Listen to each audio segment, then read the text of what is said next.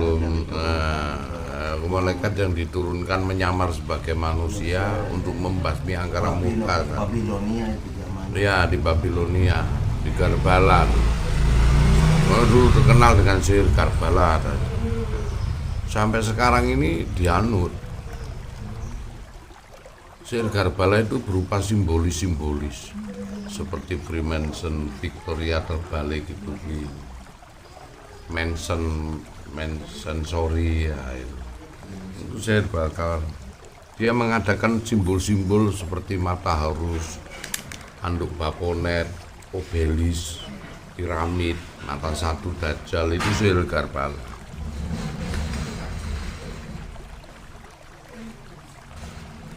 Orang banyak dikecoh seperti kebiasaan begini, ini kan obelis. Wah, kebiasaan Metallica ini tanduk Baponet. Nah itu nggak sadar kita kadang-kadang ngikuti. Padahal ini tanduk Baponet sih. Nah, simbolis ini berpengaruh. Ya, anak muda yang Iya, anak muda cepat. merampaknya juga nggak terasa. Nggak terasa karena sihir itu, karena simbolis itu suatu lantunan bahasa yang tanpa kalimat tetapi orang meyakini aja sudah kena pengaruh sihir itu lah. Itu kan musibahnya waktu Iya. pembantaian cucunya Kanjeng Nabi. Iya, Di situ. Karbala, perang Karbala. Itu satu contoh aja, kita berada di suatu negara lain. Nah, kemudian simbolis itu muncul, merah putih. Apa yang ada dalam benakmu? Pasti kau akan mengarah, itu orang Indonesia, udah. Karena simbolis saja, nggak ada kalimat. Lah, Ciri khas. ciri khas. Kalau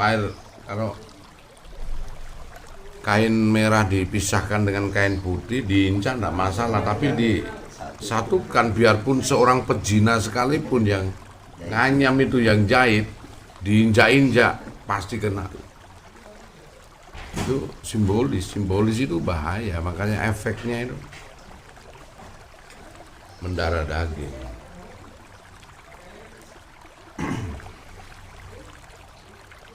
Navigator pikiran kita namanya sihir, yang menganavigator seperti film Rainbow, film apa, dia navigator dengan simbolnya Liberty, menara, terus Matahorus, sang matahari itu Matahorus. Ternyata dia mengadakan film-film itu yang berdurasi kekerasan. Nah itu mempengaruhi sifat semua manusia di dunia, sihir. Nah, kitab setan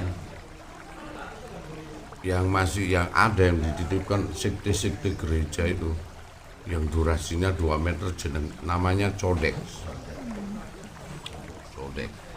Itu berisi simbolis yang berbahaya.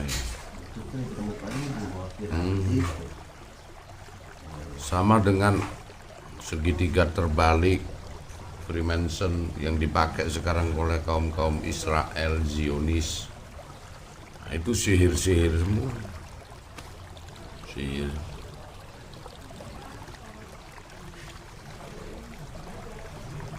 Ada makna-makna yang terselubung. Makanya yang dikatakan sihir itu suatu lintasan rahasia misteri yang harus terkuak ataupun tidak terkuak, pasti orang merasakan. Orang merasa.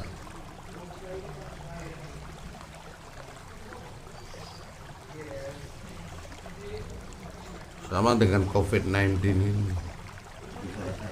Salah satu bom waktu sihir Karbala. Salah satu. Kalau 19-nya itu maknanya apa sih? Itu sudah. Itu kan mana-mana pengabdi setan semua, jendol itu. 20 nggak ada. Adapun yang dicokol seperti ini seperti grup band Dewa 19 itu sudah dicokol-cokol kan. Nana Inti, komplit itu. Semua orang udah punya makna 666, beda dengan 999, makna tanduk setan Baponet. Satu saat kita kupas deh. Harus Gus. Cuman saya diincar nanti itu. Itu Saya ngomong Freemason aja yang neror banyak udah. saya udah ngerti. Saya nyolong Freemason dengan Illuminati aja yang neror banyak. Saya diincar pasti. Kalau informasi itu saya cari ke alam gaib itu. Yang ngerti makanya saya Di Loh Mahfuz itu kan saya jelaskan itu. boleh yang dibetulkan Gus itu. Karena dia sender terus. Sama diloskan kenapa ya seluruh mata uang negara itu dipersatukan lewat US dollar. Dan uniknya dari mulai tahun dolar itu tercipta, dari mulai 2 dolar sampai 10 dolar, 20 dolar, 50 dolar, 100, itu semua berubah sampai kurun 4-5 kali tercipta revisi. Tetapi yang tidak berubah simbolisnya $1 yang segitiga mata satu dengan Victoria terbalik Freemason.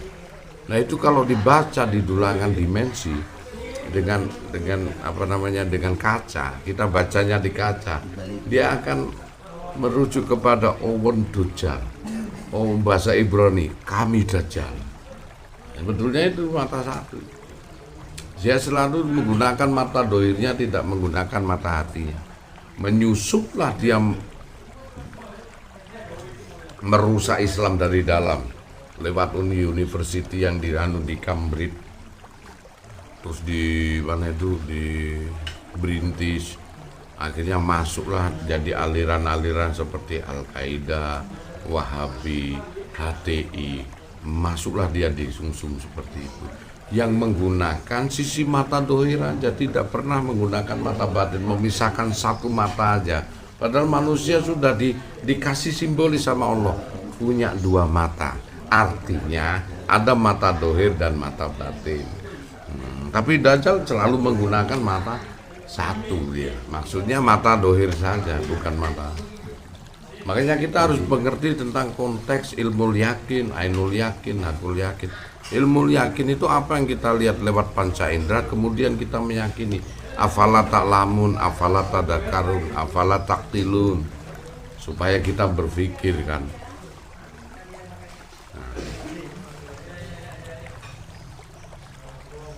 Apa yang kau lihat, afala yuqinun, apa yang kau lihat, kemudian kau pikir, kemudian kau yakini, macam-macam.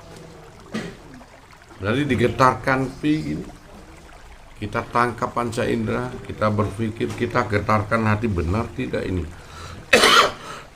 Kita kembalikan ke otak kanan untuk mengambil batasan kesimpulan. Ini nggak benar. Makanya butuh ainul yakin. Kenapa kok simbolis ini? Simbolis ini hanya berupa bendera gitu aja deh. Antara merah dan putih. Jikalau bergabung, wah resek itu sudah. Bisa mengibarkan bendera itu, bisa mengibarkan semangat orang loh. Iya, biarpun tanpa mantra loh. Mengerikan simbolis itu. Nah, mereka bermain lebih pintar daripada kita umat Islam. Makanya kalau kita tidak dididik hakikat, tidak akan bisa mengartikan simbolis-simbolis seperti itu. Harusnya bisa mengartikan arti kemana simbolis-simbolis seperti itu. Itu sebabnya kan wa mal hayati dunya ilal matau. Kita harus sadar luhur. Kalau kita bercermin di atas cermin itu ngacung, yang kita tampak jelas itu tangan kiri, padahal hakikatnya tuh kanan tuh. Ya, yang tampak di depan ini semata-mata. Mereka tahu, dengan ilmu pengetahuan mereka tahu bahwa dunia ini yin dan yang, hitam dan putih. Tidak ada dunia berwarna seperti hijau daun, birunya langit, itu nggak ada. Dunia ini nggak akan pernah ada. Yang bisa kita melihat berwarna karena seungkuk semuanya ini getaran. Getaran yang mengandung suatu gelombang suara disebut hertz. Getaran yang mengandung suatu gelombang warna disebut nanometer. Jadi ada bulu lembut yang namanya nanometer di mata. Ini dia bergetar-getar. Kalau 470 durasinya sampai 640 itu, maka orang sepakat melihat warna merah. Makanya saya ngomong kalau di mahasiswa ini warna merah persepsi atau nyata, realita. Dia menyatakan realita, nyata, oke, nyata, benar. Semua melihat ini warna merah. Iya, mawar ini merah, betul. Realita, persepsi. Realita, semua realita. Coba saya geser sama orang yang buta warna. Kok bisa melihat ini mawar? Iya, warna apa? Hitam. Persepsi. Karena semua warna ada di dalam. Sama dengan gelombang nanometer yang ada di elemen televisi. Tidak ada kita tengok di dalam televisi itu tinta. Dan dia gelombang getaran frekuensi aja yang durasinya kalau 470 dengan 640 maka orang melihat itu warna merah. Kalau durasinya 615 dengan 950 maka durasinya biru dongker. Semuanya. Kenapa kalau itu realita? Kalau kau katakan realita, gunung itu warna biru deh. Kau dekati hijau, kau dekati lagi coklat, kau dekati udah beda lagi. Itu berubah-ubah karena pandangan mata kita. Jadi semua kejadian dan peristiwa teori of evidence tidak pernah terjadi di luar, tapi terjadi di dalam diri. Makanya Rasulullah lebih mencontohkan man arafa nafsa wa faqad arafa rabbah. Cari dirimu sendiri, kau akan mengenal siapa Tuhan. Kalau kau mengenal di alam realita seperti ini yang kau katakan realita, nanti ketemunya persepsi.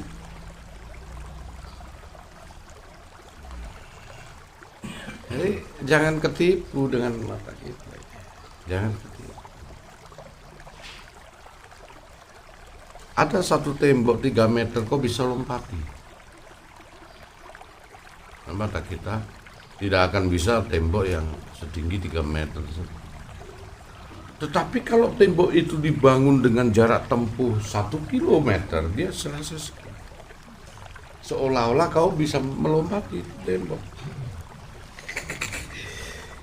Karena mata kita itu tidak mampu untuk menjangkau jarak tempuh tersebut.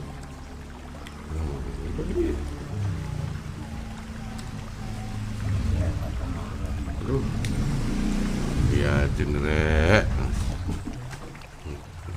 Aku sengaja iri dia, hambiar terakhir.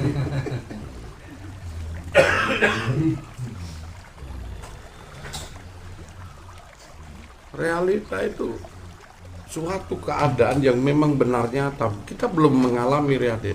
Realita itu kita alami kalau kita menelisik ke dalam, baru realita itu. Siapa diri kita dan seperti apa diri kita, itu baru kita mengalami realita yang sebenarnya. Sulit. Makanya di sini butuh ngaji untuk menyatukan persepsi, kemudian mengambil batasan kesimpulan supaya kita tidak tersesat. Sekarang setiap manusia secara personalitas punya dajjal, punya malaikat, punya Nabi Isa, karena setiap ilmu ainul yakin begitu.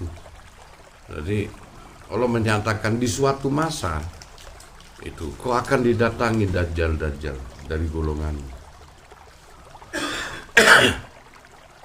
Hati-hati deh kalau ada suatu pengajaran yang dia tidak menggunakan 2 unsur.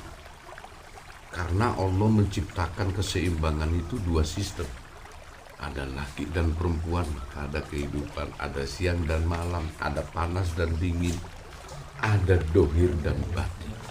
Kalau ada suatu ajaran agama yang dia tidak mau menerima tingkatan batin atau kebalikannya dulu, hati-hati. Dia memakai mata satu dajjal. Begitu aja. Yang semestinya keadaan yang terjadi keduanya harus digabungkan sebagai kekuatan insanul kamil. Nah itu bagus, salah sih. Min. Embundi. Bojonegoro. Sepedaan itu. Yang selalu dipikir dalam konteks kehidupan itu bisa sempurna manusia itu kalau berpasang-pasangan. ada siang malam, laki perempuan, perjumpaan dan perpisahan, hidup dan kematian, semuanya serba maka kujodohkan di antara keduanya. Nah, ada dohir dan batin, ada awal dan akhir, macam lah semuanya. Ada Allah dan makhluknya, semua konteks syahadat yang diambil. Asyhadu an la ilaha illallah, asyhadu anna Muhammadar Rasulullah. Ada badan alus, ada badan kasar. Asyhadu an la ilaha illallah lanangane, wa asyhadu anna Muhammadar Rasulullah wedokane. Asyhadu an la ilaha illallah orang tuane, wa asyhadu anna Muhammadar Rasulullah anake. Asyhadu an la ilaha illallah, apapun konteksnya itulah. Tetapi kalau ada suatu pengajaran yang dia tidak mau menganggap jodoh satunya, tanda kutip, itu aja, gampang kok, deteksinya gampang kok, ada aja.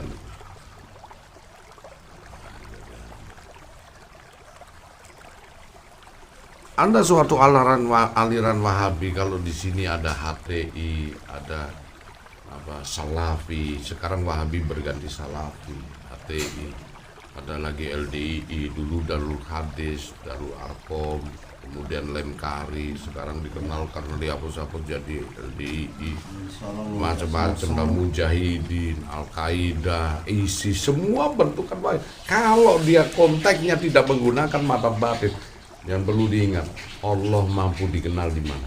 Di dengkul, di siku, di kepala.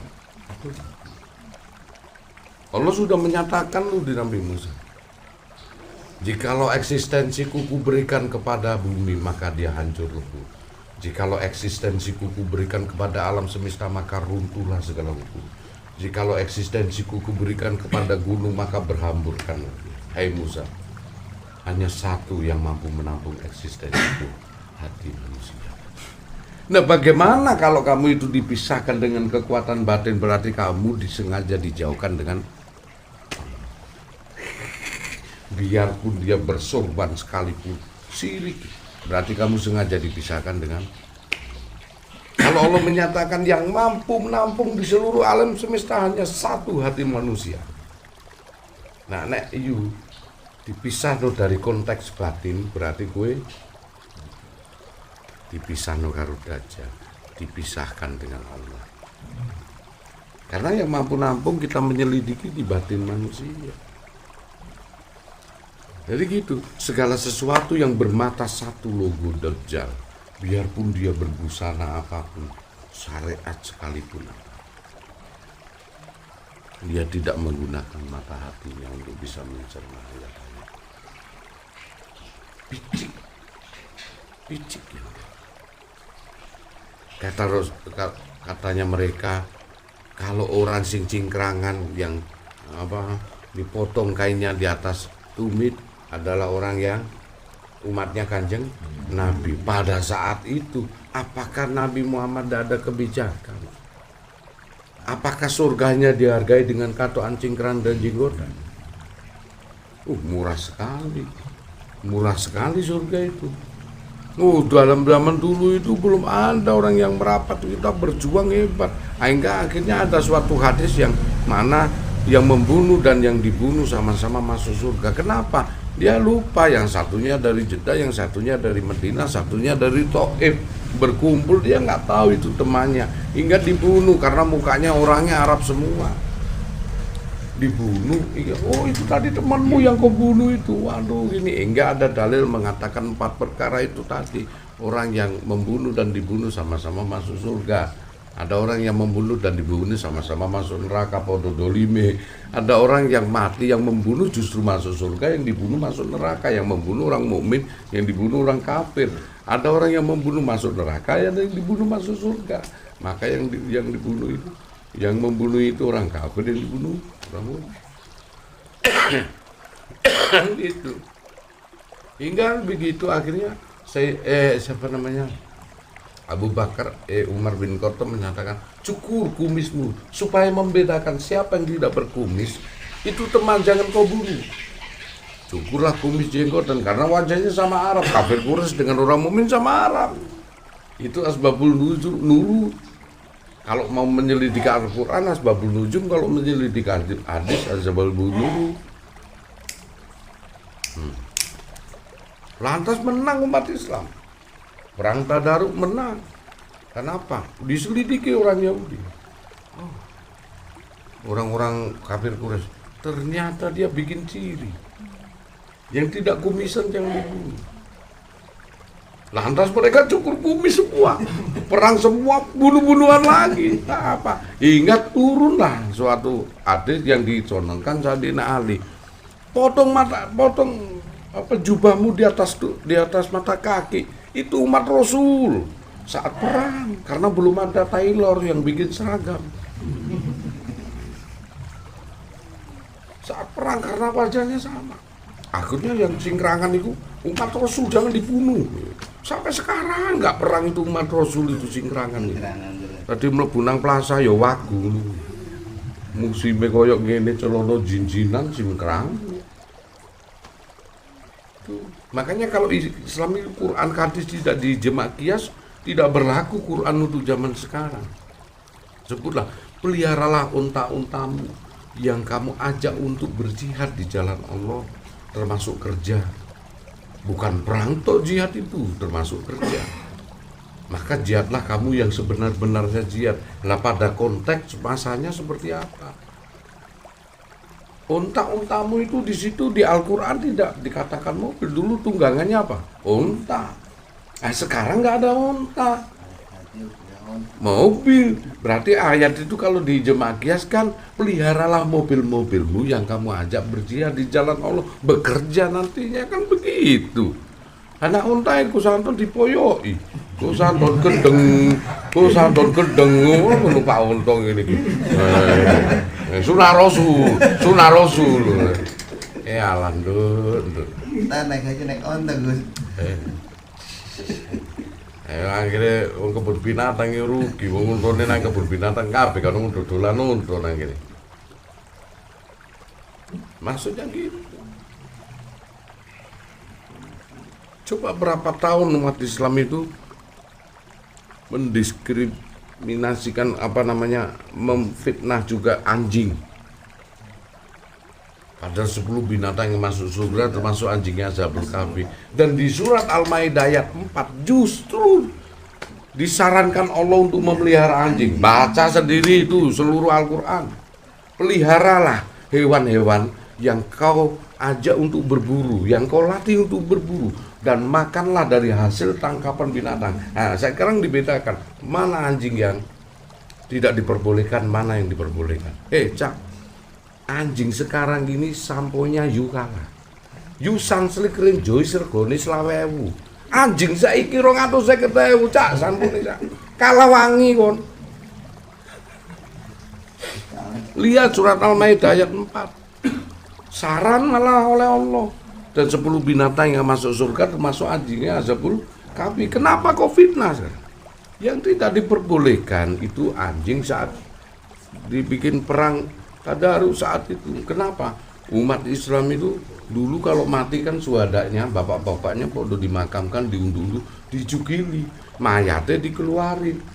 Asbabul nurut, anjing-anjing nggak dikasih makan 3 hari, dikasih makanlah bangkai-bangkai hingga rabies.